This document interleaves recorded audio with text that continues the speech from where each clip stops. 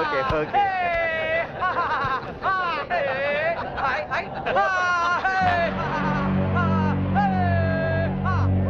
రామ్మా శాంభవి, నమస్తే. ఏంటి ఆలోచిస్తున్నావు? మెంటల్ హాస్పిటల్లో ఉండాల్సిన మా తమ్ముడు ఇక్కడ బర్త్డే సెలబ్రేషన్ చేసుకుంటున్నాడేంటని కదా. దట్ ఈస్ ధన్రాజ్, ఈ సిటీకే రాజుని.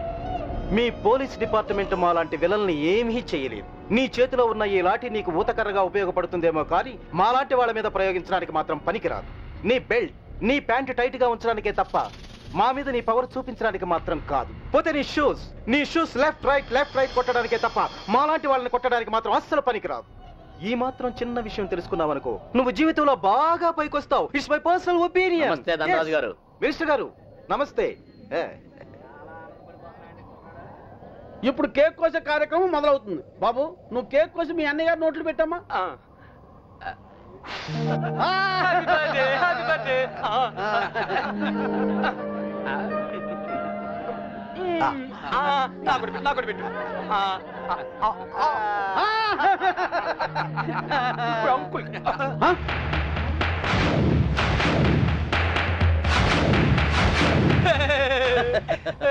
మీరేం ఫీల్ అవ్వద్దండి, పాపం పిచ్చోడు కదా.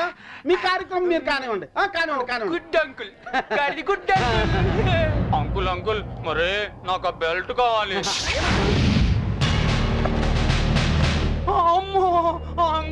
నేను తీసుకొస్తాను కదమ్మా, నేను తీసుకొస్తానుగా. కూల్ డౌన్ అమ్మా సామి, కూల్ డౌన్. అసలే బర్త్డే బాబు, అందులోనూ పిచ్చోడు. కొంచెం బెల్ట్ అమ్మా.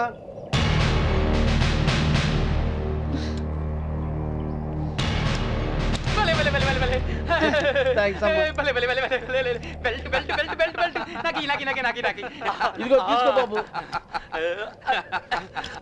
అంకుల్ అంకుల్, మరి నేను ఇప్పుడు ఒక ఆట ఆడుకుంటానే. అలాగే ఏం ఆటమ్మా? నేను ఎవరినైతే ముట్టుకుంటాను వాళ్ళు షర్ట్ తిప్పి డాన్స్ చేయాలి. సత్తేనా ప్యాంట్ కూడానా? షర్ట్ ఒకటి చాలు, వీళ్ళందరూ చెప్పు. ఇగో చిన్నోడు ఏదో ముచ్చలు పడుతున్నాడు, కొంచెం కోఆపరేట్ చేయండి.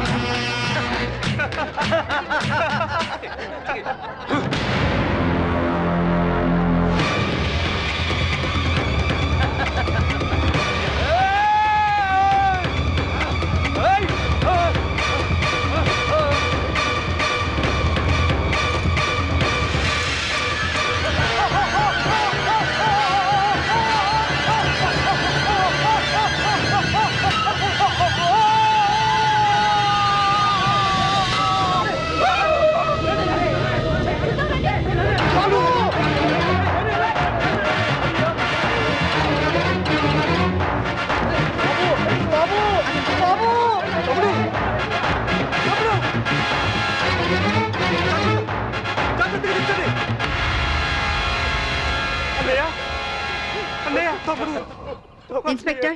Yes madam. పిచ్చి ముదిరి పైనుంచి కింద దూకి చచ్చాడని ఎఫ్ఐఆర్ రాసుకోండి. Okay madam. దానికి సాక్ష్యం ఈ మినిస్టరే. ఇతని దగ్గర కూడా సాక్షి సంతకం తీసుకోండి. అలాగే మేడం. మిస్టర్ ధన్రాజ్, ఇందాక ఏమన్నా?